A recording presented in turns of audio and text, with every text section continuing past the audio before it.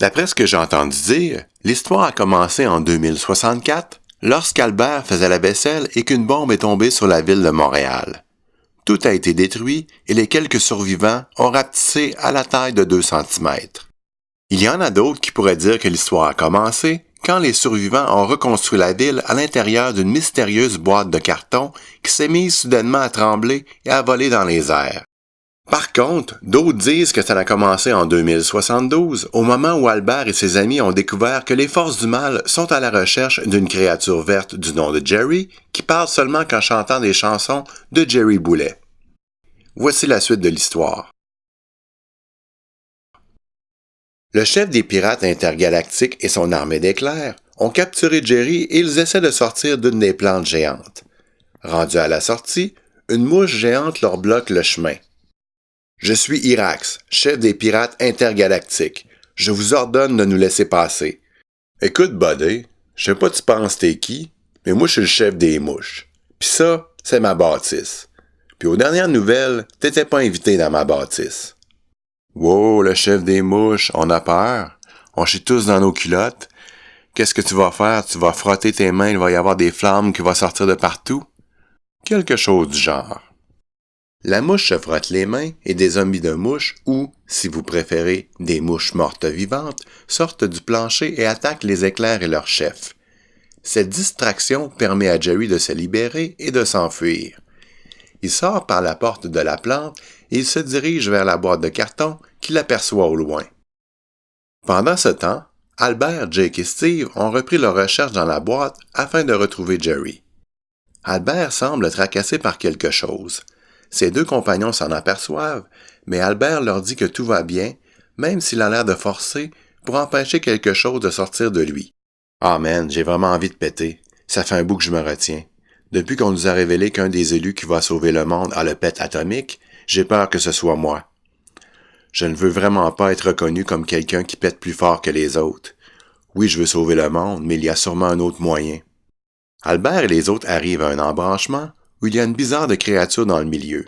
Jake lui demande « T'aurais pas vu un bonhomme vert qui chante des tunes de Jerry Boulet? » Ça a l'air qu'il se promène avec 2-3 autres personnes.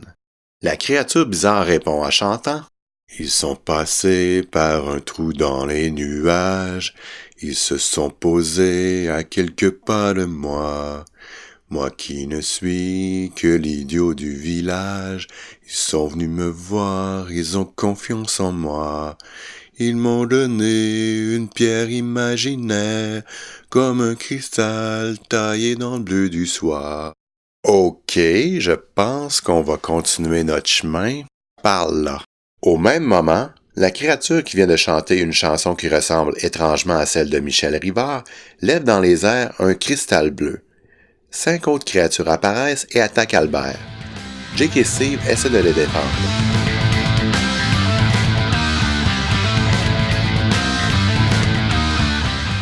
Fuck, je ne peux plus m'empêcher de péter. Au même moment qu'Albert reçoit un coup d'une des créatures, il lâche un de ses pets incroyables qui fait trembler toute la ville dans laquelle il se trouve. L'impact du pet d'Albert projette Steve à 50 pieds dans les airs. Il atterrit dans un trou très profond dans lequel il y a des pics de 2 mètres de haut. Dans les 2 secondes avant l'impact, il revoit sa vie défiler devant lui. Il revoit son père lui donnant un plat en styrofoam qu'il vient de sortir du congélateur. « Steve, je vais mourir bientôt. Je veux que tu conserves ce plat sur lequel j'ai recueilli le sang du plus grand lutteur de tous les temps lors d'un combat en 1986. C'était une bataille très sanglante entre Roddy Piper et Abdullah the Butcher. J'étais assis dans la première rangée. Quand j'ai vu qu'il y avait une mare de sang juste en face de moi, je me suis dit que ça serait le fun d'avoir un souvenir.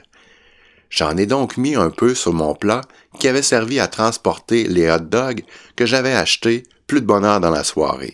Steve revoit aussi le moment où il a construit le bas de son corps avec une tondeuse à gazon.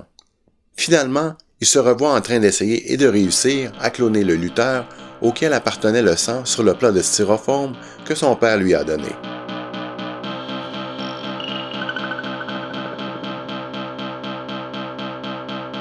La seconde après que le cœur de Steve cesse de battre, sa tête se met à s'illuminer et on entend un petit bruit provenir de celle-ci, comme si elle contient un émetteur qui est en train d'envoyer un signal de détresse.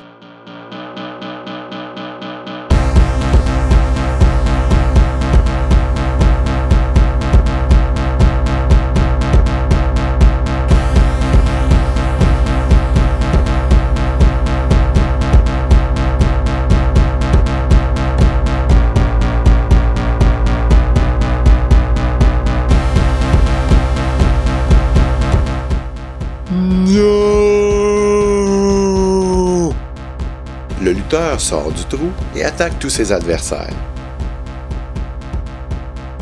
Merci de nous avoir aidés. Qui êtes-vous? Je suis Abdullah the Piper. J'ai été cloné par Steve à partir du sang des lutteurs Roddy Piper et Abdullah the Butcher. Juste avant de mourir, mon père m'a transmis toutes les informations concernant votre mission.